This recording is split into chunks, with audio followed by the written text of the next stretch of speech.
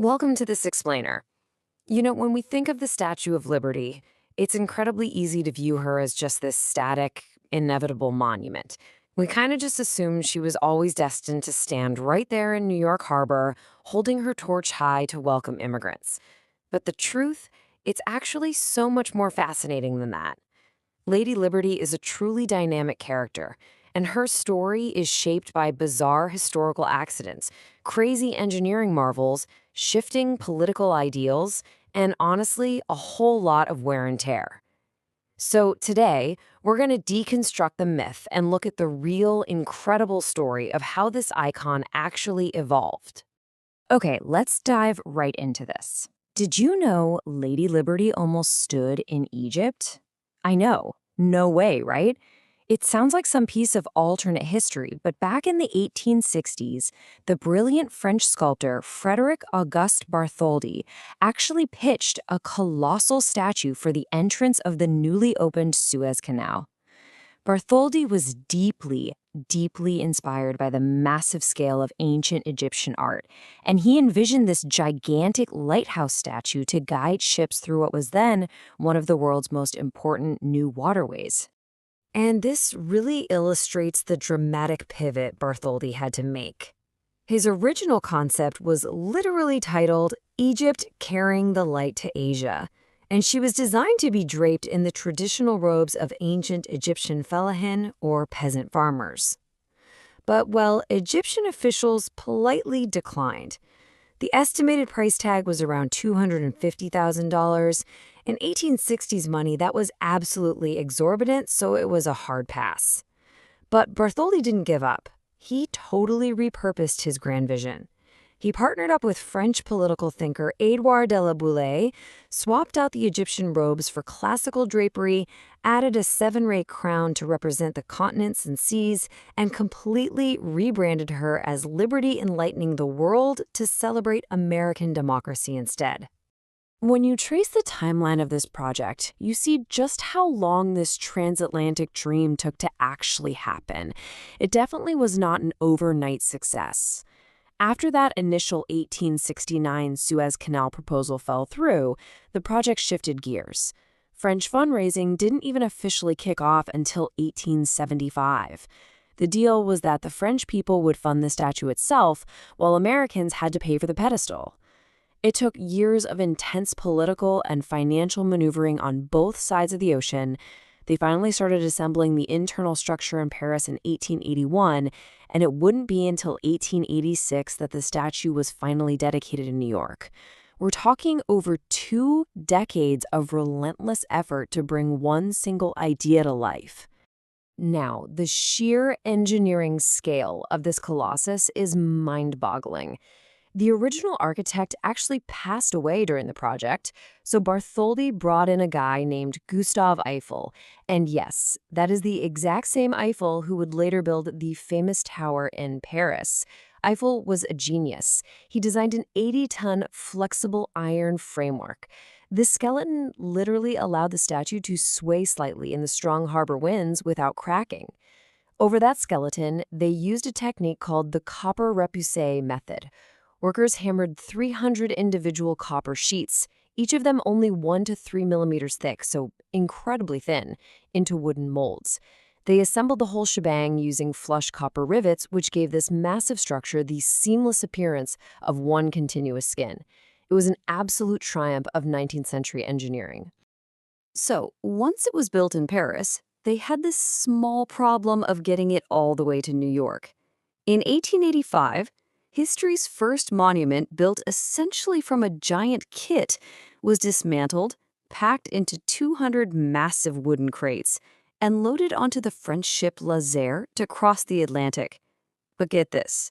When she arrived, the American-funded pedestal wasn't even finished yet. It actually took a fierce, crowdsourced newspaper campaign by publisher Joseph Pulitzer to finally raise the rest of the money from everyday citizens. Pulitzer literally printed the name of every single donor in his newspaper, no matter how tiny their contribution was, just to get the pedestal finished. October 28th, 1886. A day of contradictions. Dedication Day was a dreary, rainy, completely fogged-in autumn day in New York. But despite the terrible weather, the city absolutely went wild.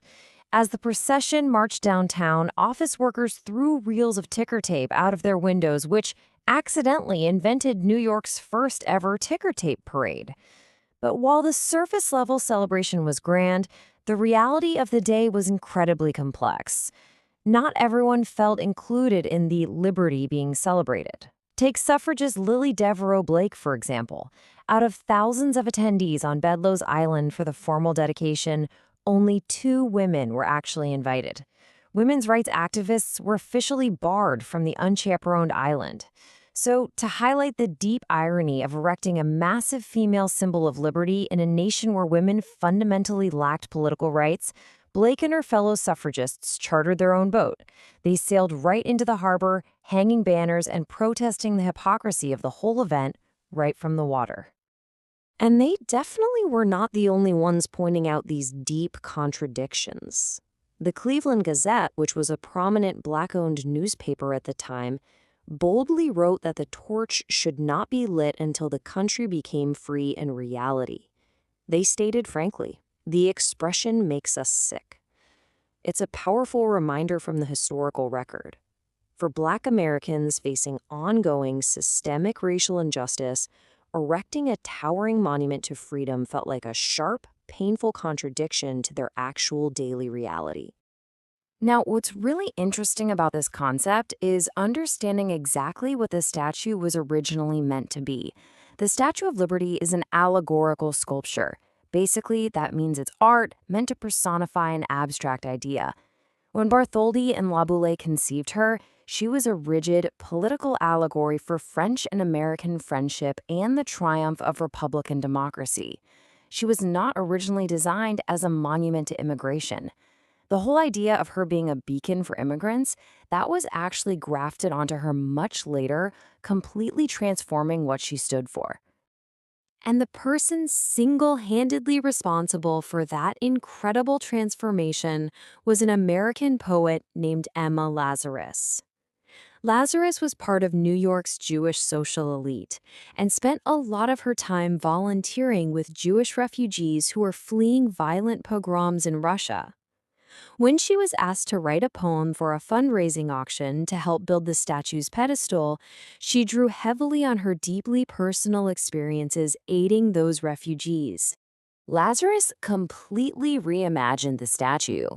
She explicitly contrasted it against the ancient Greek Colossus of Rhodes, which represented conquering military might. Instead, she christened the Statue of Liberty the Mother of Exiles. With legendary lines like, "Give me your tired, your poor, your huddled masses yearning to breathe free," she rewrote the statue's global meaning forever. She shifted it from a severe monument of state power into a compassionate beacon of hope for the world's refugees. But here is a genuinely surprising historical twist. When the statue was unveiled in 1886, Emma Lazarus's poem was entirely forgotten. It wasn't read, it wasn't mentioned at all, and Lazarus sadly passed away just a year later. It actually wasn't until 1903 that her close friend Georgina Schuyler successfully mounted a huge campaign to cast the poem onto a bronze plaque and place it inside the pedestal. And that is the exact moment the words and the monument were permanently, inextricably united in the American consciousness. Let's move to and see how this builds the torch. 100 years of wear and tear. Over the course of a century, that famous torch went through an absolute physical ordeal, reflecting the turbulent history happening right around it. The disaster started almost immediately, actually.